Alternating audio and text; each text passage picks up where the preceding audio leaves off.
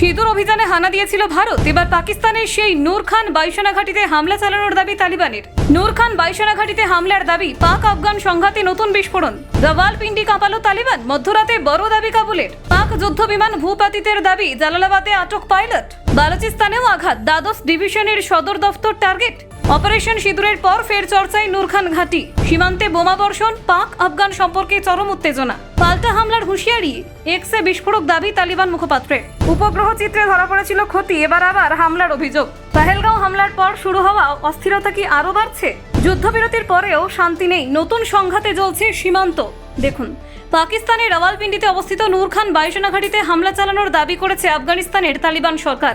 রবিবার গভীর রাতে আফগানিস্তানের জাতীয় প্রতিরক্ষা মন্ত্রক সমাজ মাধ্যমে এক বার্তায় জানান, শুধু নূর খান নয়, বালুচিস্তানে পাকিস্তান সেনার দ্বাদশ ডিভিশনের সদর দফতরেও আঘাত হানা হয়েছে। তালিবান সরকারের দাবি অনুযায়ী এই হামলা ছিল পাকিস্তানের সাম্প্রতিক বোমা বর্ষণের জবাব।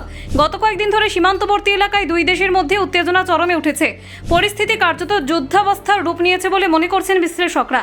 এর আগেই তালিবান বাহিনী দাবি করেছিল যে আফগানিস্তানের পূর্বাঞ্চলীয় শহর জালালাবাদে একটি পাকিস্তানি যুদ্ধবিমান ভূপাতিত করা হয়েছে। সংবাদ সংস্থা এএফপি জানায়, বিমানের পাইলট প্যারাসুটে নেমে আসার পর তাকে আটক করা হয়। যদিও পাকিস্তানের তরফে এই বিষয়ে আনুষ্ঠানিক প্রতিক্রিয়া মেলেনি।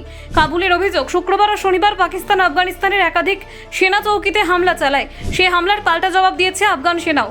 রবিবার ভোর থেকে আবারও নতুন করে বোমা বর্ষণের খবর উঠে আসে।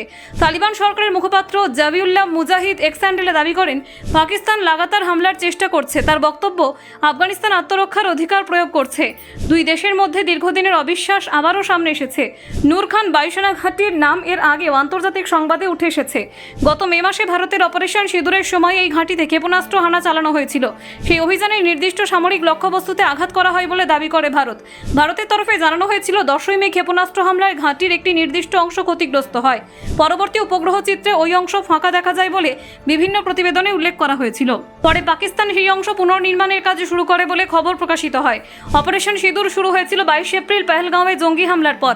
ওই হামলায় 26 জন প্রাণ হারান এবং পাকিস্তান সমর্থিত জঙ্গি গোষ্ঠীর যোগের অভিযোগ ওঠে। 7ই মে ভারত পাকিস্তানের জঙ্গি ঘাঁটি লক্ষ্য করে অভিযান শুরু করে।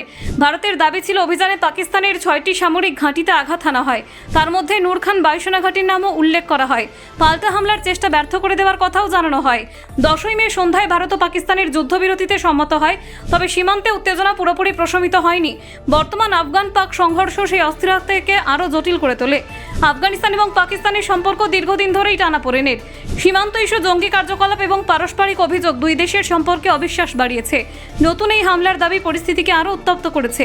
বিশেষজ্ঞদের মতে, নূর খান বাইসানা ঘাঁটির মতো কৌশলগত স্থানে হামলার দাবি আঞ্চলিক নিরাপত্তা পরিস্থিতিকে গভীরভাবে প্রভাবিত করতে পারে। দক্ষিণ এশিয়ার ভূরাজনীতিতে নতুন করে অস্থিরতার আশঙ্কা তৈরি হয়েছে। Bureau report, Bangla digital TV.